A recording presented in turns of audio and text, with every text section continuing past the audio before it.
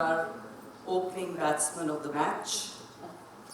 We go straight into the keynote address, the straight drive, next leap for being an enterprise partner, the essential elements, and the speaker, Ravi Ramakrishnan. Now, what do you say about someone so accomplished? Ravi is a seasoned global business and people leader with 40 years of business, finance, and business services experience. A former business leader at American Express, he was an integral part of the global leadership team to set up its pioneering offshore operations in India in the mid-90s. Ravi set up R Value in 2005, a growing firm focused on business services strategy, operations, process transformation, and captive operations, offering E2E solutions to realize business value.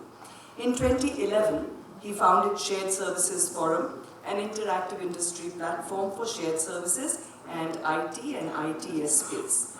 His latest venture is Quintess Global, setting trends through transformation-centric new age business services operating model, dedicated, captive, or DCAP model. He has been recognized as a visionary CEO and thought leader in business services. He is also an executive coach and mentor. So I'd like to request Mr. Ravi Ramakrishnan to please come up for the keynote address. It's my pleasure to warmly welcome each one of you, and I would actually say I'm humbled to be here. I think it's a moment where I feel that there are so many leaders here who have a wide variety of experience. I know many of you. I can call out Conclave, I can call out Chandu, and there are so many people here who are here with accomplished experience. And I think that's where Rakesh, what he said is absolutely true for us, that we are a community. We are not here organizing something by which sharing something to you, or it's a question of how we can share mutually and learn in this process. I heard both the leaders talking about learning, so I'm also here to learn as I share. And as a matter of fact, I would say that while there is years of experience one has, I think what's more important is what have we contributed in terms of value to organizations, people, community, and the world at large is what I think is very important. So in that context, I'm going to share some of my thoughts. It is not prescriptive for sure. It is definitive. So it's not like it's kind of, I'm just going to make some statements, because one of the things I recall, one of our senior leaders from the US, when he came down, he said that,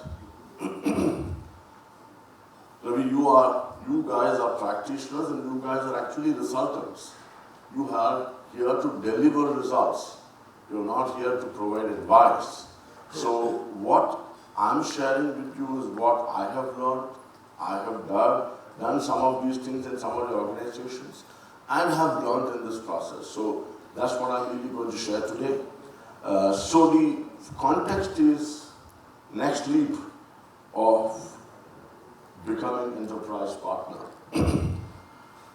To talk about this, I think if I have to say one line, is really, it's a metamorphosis of GBS. I'm sure, the term transformation is quite familiar to each one of us. And I think it's now become so common that, we transform everything into everything else. But I think the world is much, much complex, much more uncertain, much more abrupt. Actually, I was learning about disruption, but I really felt that another term which is important is that the world has become very abrupt today. And we need to combine this disruption and being abrupt in a world which is so different. And metamorphosis actually describes this far, far better because, as you know, it has got many interpretations. One of the interpretations I have seen is it's not one transformation which is happening, it's a series of transformation. And at that series of transformation, what is original is never what you can see. As you know, the same simple conversation we come to on metamorphosis, a caterpillar to pillar to butterfly, where you just cannot visualize how can this be a butterfly. Similarly, today I think what started as an industry 25 years back, or as the first venture in India, today is not just GBS, it's much, much, much higher. Which is one of the reasons we believe that we are all part of an association which is not just business services, enterprise services, not just enterprise services, but also technology and capability leaders. So we have got a wider variety. So what I'm really sharing is how is this journey reaching us to the next leap of enterprise partnership. So I think the topic is about the next leap. Surely we will say, what is this leap? I'm really going to touch upon it. Leave something for you all to add, contribute, refine. It is not that it is just, as I said, too prescriptive. I surely want to share about enterprise partner. And this is the term which I grew up with in a way, thanks to American Express. We used to talk at those days. I'm talking about those days, 4 levels of partnership, or 4 levels of journey, service provider, service partner, business partner, and enterprise partner. So I'm talking about enterprise partner as a term which I got exposed to or I started interacting as early as 20 years back. But did we become one? I don't think so. Were we a service provider? I do not know. We were trying to join that journey and make a difference. But the whole world is changing now, so I will share something beyond those elements to talk about enterprise partnership. And there's a new dimension which I've learned in the last 5 years, particularly. Actually, Pankajam and I were talking that, last time we were here 5 years back in Bangalore, and that COVID actually divided us a little more, but we were virtually connected. We were not physically in-person connected in Bangalore. But I do believe that 5 years has taught us many, many things. I think, for instance, I'm sure all of us felt, I used to talk about BCP, I used to talk about DRP, and so on. Everything works perfectly. Everything. But just people could not travel. The world came to a complete stop. And you know what the world has happened at that time. So it's not that I have to talk about COVID as an experience. But I think what has it taught us as an enterprise partnership is what I'm really connecting the dots over a period of time. And last but not the least, is obviously about sustainable differentiators.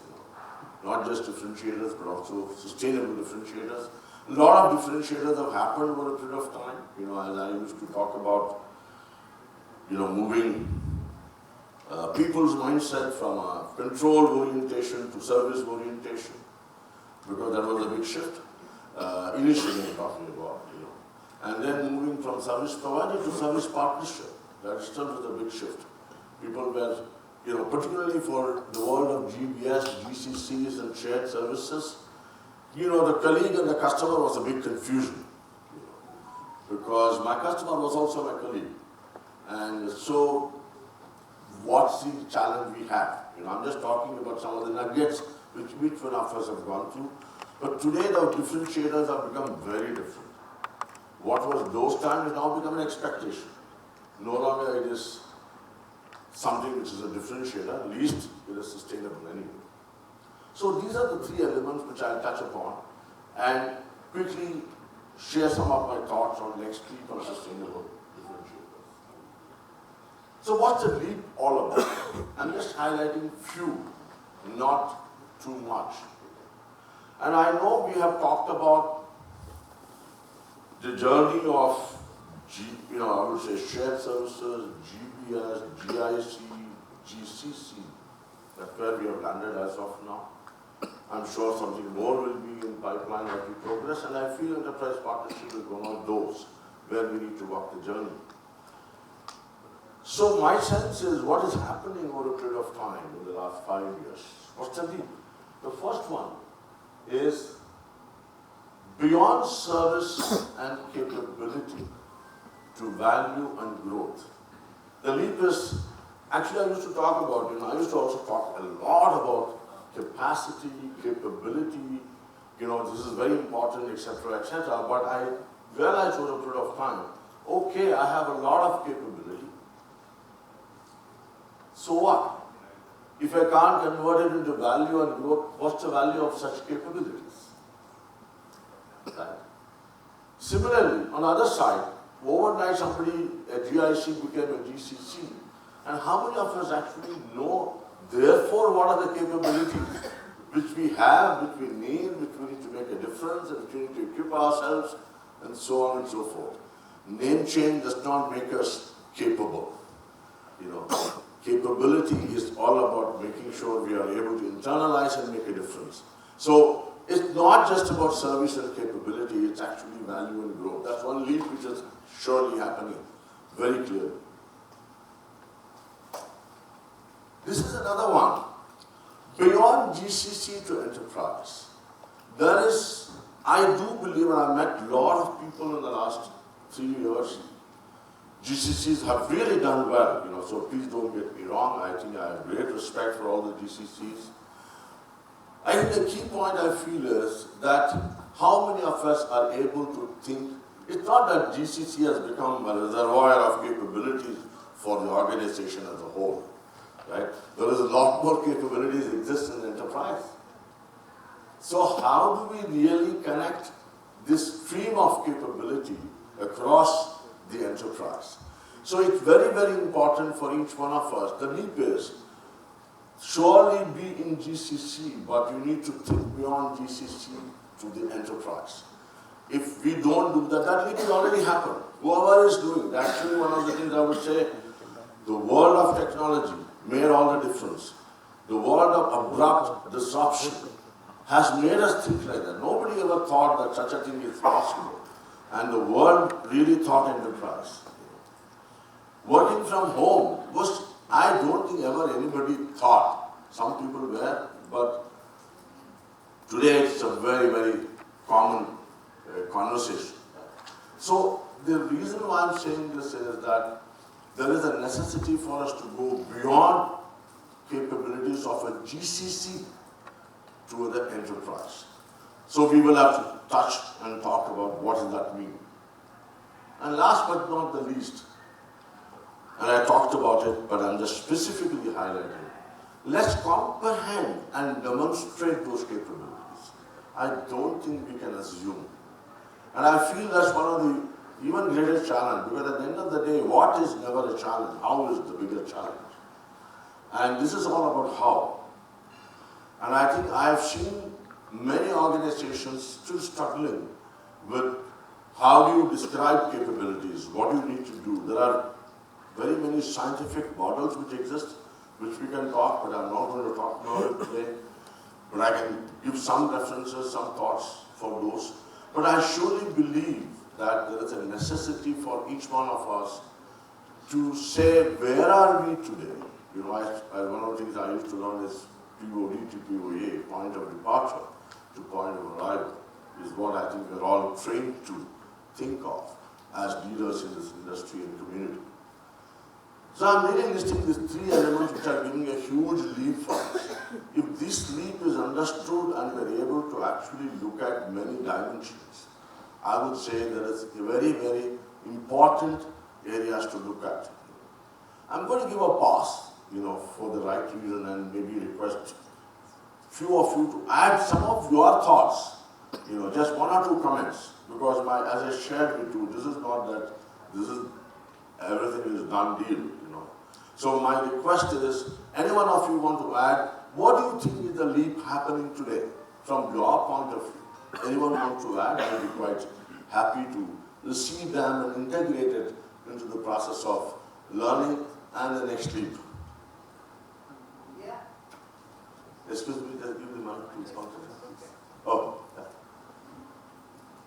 Well, we have a session, Ravi, but I'll just add to what you're saying. I absolutely agree with you that we need to be an enterprise partner.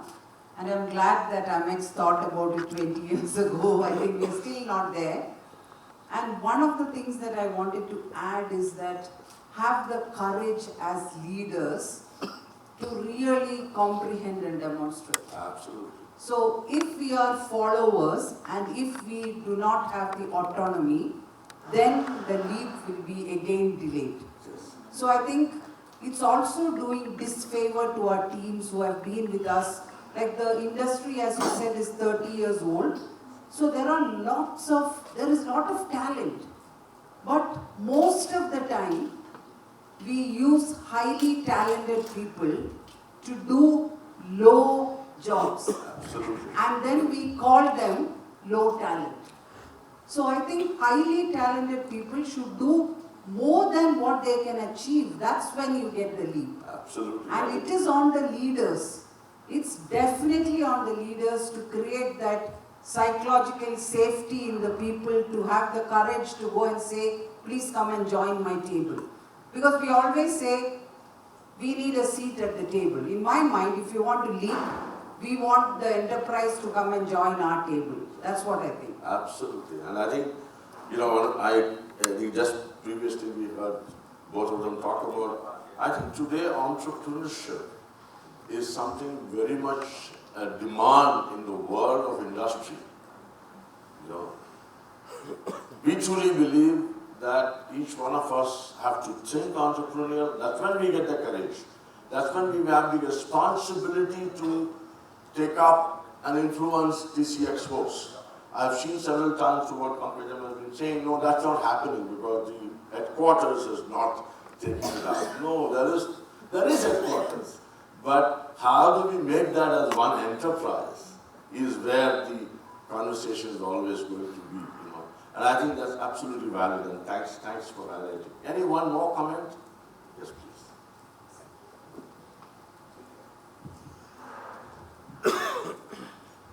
Right. Can you hear me?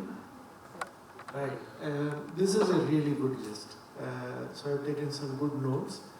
One of the things that crosses my mind is something like this. So I've been in this industry for the last 15 odd years, and for the first 5 years, when I learned the ropes of GCCs and shared service centers, at the end of 5 years, I could walk into any transition forum, or I could walk into any transformation project, and I could speak, and I could be confident that I have the right knowledge. Absolutely. In the last 2 years, I'm not so sure that I am abreast or I have all the latest knowledge. And what I'm trying to say here is, knowledge has become extremely dynamic. That is the leap, right? So in the last 10-15 years, what was considered best practice, process maturities, process models, and transformation approaches, in a thrice have all been transformed with things like ChatGPT and AI coming in, right? So I think knowledge it's become supercharged, and we are now having to move at the speed of light, right? And what this means for leaders as well as our people is we have to be very, very agile. We also have to be very resilient with the change that comes in, but also be extremely humble that many of us are going to encounter things that we've never heard, we've never worked with. And more important, we'll have to deal with an emerging breed of joiners who say, I don't know debit and credit. मुझे आप posting की 40 और 50 बताओ क्या है? And this is extremely difficult for some of us who are trained as accountants to grasp and more so with AI. So I think maybe one of the things as subtext I would add to this is the dynamic speed of knowledge, which is hurtling. Yeah. Thank you. Thank you. So I think I will touch upon the point which Conclave also talked about, talent. I think the world of talent has become very different in today's world, and we need to be very cognizant of it. And if you do not attack that, digital is going to be a concept. It's not going to actually yield much result. So we'll talk about talent particularly as we progress. So given this, what do we need to do? We need to have shared ownership for strategy and business success. That's where you have a seat at the table. If you're really going to think, and I think talking a little later about, we talk generally about people, process, technology. Actually, one of the bigger learnings I have in the last 10 years is technology leaps 10 years ahead of time. Business processes are 10 years behind today's time. How are we going to bridge this? This community is the one which is struggling with that. But we don't talk enough about it. I think my encouragement to each one of us as a community should be, let's talk. It's not just about AI and ML alone. It's absolutely crucial. But what about your legacy platforms? How are we going to make a difference to those? And particularly, I think if you talk of AI, BFSI is leading that industry. But BFSI has the maximum legacy platforms I can ever imagine. And I talked to many of the industries, there are 2,500 applications, 3,500 applications. Yeah, and regulators, absolutely, so compliance. So I think there is a necessity for us to have shared ownership, not just for processing technology, but for strategy and business success. I think that is where the world will change. That is where the leap is happening. And that is where all the things will actually land and come as an outcome. So the summary is enterprise focus beyond functions. Because whenever I hear and talk to GCCs, they still talk about IT or finance or procurement, and this is the functional world. This has not yet become an enterprise world. And that's a reality today. I'm sure all of you would acknowledge this. I think, do we think enterprise? Do we go beyond enterprise to make that impact in our mind? It's not just one function. Actually, the industry started because we wanted to go from a function to a cross-functional business process. But unfortunately, we've started using the terms called P2P, but it's still accounts payable. And after 30 years, and it's unfortunate. Because we want to talk P2P, but it is not there. And I'm just being on the ground. I'm a practitioner, right? I'm not preaching or consulting for you. So all I'm trying to make sure is shared services forum as a community has a lot of tools, a lot of techniques which we can actually deploy together and start refining them as we progress. Of course, I'm sure there are external tools, Big Fours and McKinsey's, and all of us have a lot of tools. I'm not saying no to that. Please feel free to use them. At the end of the day, above Mr. Road in Bern, what you and I are talking about, right? It's important for us to see what will really work for us. And I think I really want to encourage, as we progress into this community, I even want to encourage that each one of us to become as individual member of shared services, SSF Global, each one of us. It's not just the organization, because it's our community. It's your community. And I would encourage and start contributing.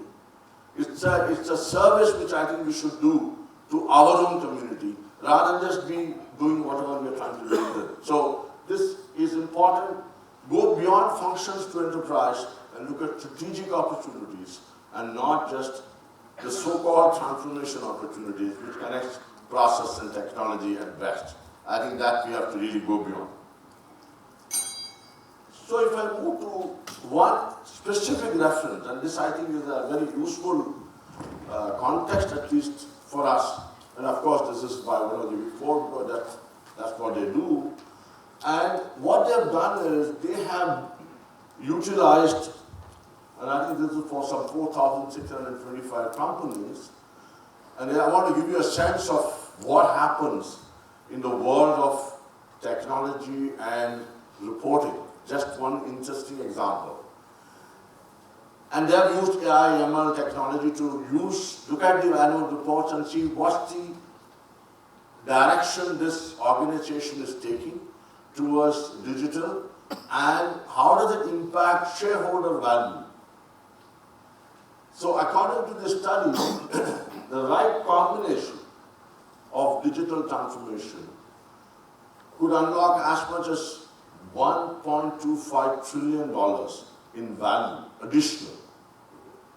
Even if I discount it by 50%, okay, it is still a large number, and I surely believe that there is a huge, today the market has become highly sensitive to what information we put up, what we don't put up, and it is very important for us to see. And interesting part of it is, if the digital is not happening, that's why I said, just by talking digital, nobody is going to give us shareholder value. What is really important is, if the digital is talked about and it is not actually happening, you will see the next one.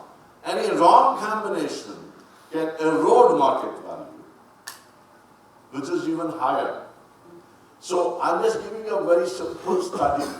We don't have to worry about trillions of dollars, but the point I'm saying is execution is key. It is not about how, and execution in my mind, GCCs are the most equipped to work with CXOs and the enterprise as a whole to make all the difference. And the takeaway is getting digital transformation right takes more than just ambition, a lot of courage, of course, and, of course, bold investments. So enterprise partnership, I'm just talking about two key elements. Beyond the point, nothing much. First one, actually I'm trying to specifically highlight that enterprise partnership is not about you and me. It's not headquarters and the GCC. It is one unified enterprise. Thinking like that is what is going to make all the difference. Of course, we won't want to overshoot what we should be doing. It's not that we're going to perform their duties or their goals, but I think we need to be absolutely shared ownership, as I was talking. And GCC as an integrator towards business transformation. I think it's a huge role, huge opportunity, which I think GCCs today have. And I think I really encourage each one of us to see how much and how much more we can do. Second one, building digital enterprise with disruption leadership. I think it's important. I think courage is the starting point for disrupt. And I sometimes feel that we are actually moving incrementally.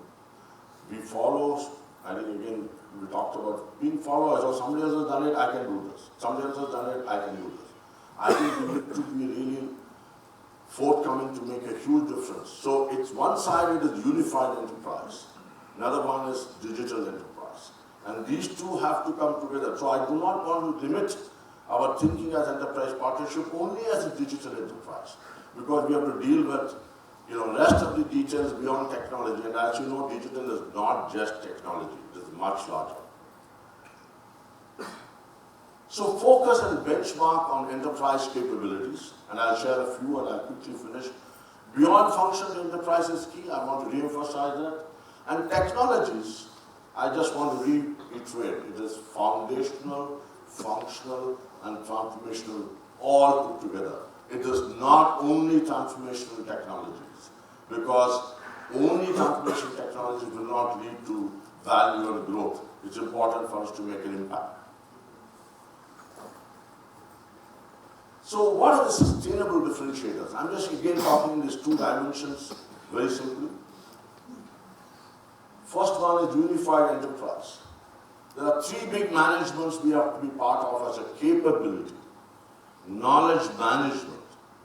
I still feel there are a lot of people who talk about it, but I don't think there are science behind knowledge management. It is not data repository or knowledge repository or something which you create a tool which can actually keep saving the past. It is all tacit and everything. It's a huge activity, and I think we are not doing enough, and I think we need to do more. Second one is data. I think this is one area with AI coming in, and AI does not have much value if you don't have adequate data. And today I can touch my heart and say there are many companies where they have unstructured data. I don't know, it's actually very distributed data. You know, while we need to have distributed ownership for data, but this is distributed data. You can have any number of, for simple, actually, I used to talk to people, Ravi, I think we can set right MDM, Master Data Management. But Master Data Management is only master data. What about transactional data? There's a lot of work which is spending. The so-called single source of truth has not yet landed for us. And I know we have done a lot of work on big data, analytics, etc. But I do feel data management is a huge area for unifying the enterprise. And last but not the least is talent. And I'll touch specifically about talent in the next 1 or 2 slides, but I think this is huge. Actually, one of the things I used to start talking 20 years back as to what kind of structure you have, how can we rationalize it, what do we need to do, etc. Today I'm unlearning and coming back to something which is very different, which I talk about it very quickly. This is on unified enterprise. On digital enterprise, technology, no, nothing needs to be talked about. Operating model, for heaven's sake, don't think it is GCC operating model. This is an operating model which will impact the business.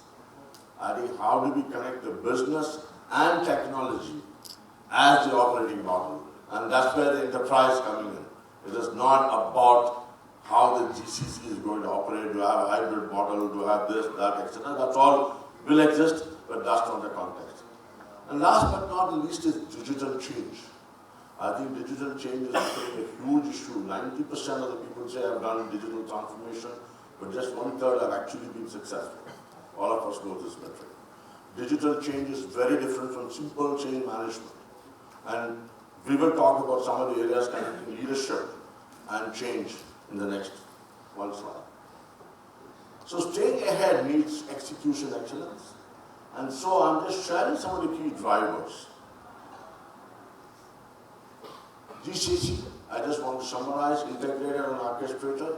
We need to have that role to be played constantly. Beyond process and technology to data and analytics. It is not just process and technology. It has to start with data and then go to analytics.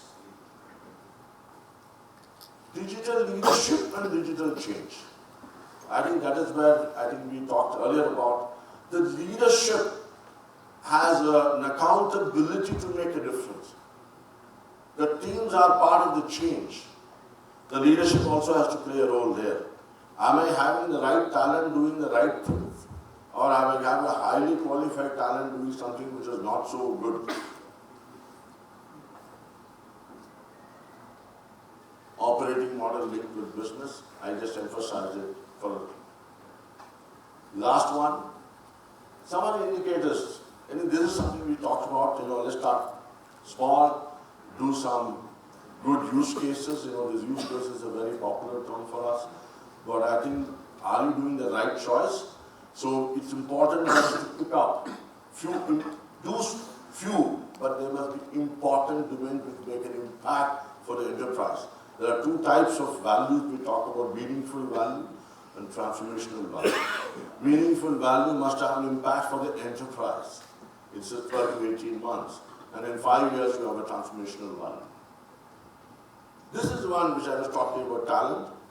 I used to talk about pyramid, and I used to say, actually many organizations do not have proper pyramid because people, even the doers have been promoted.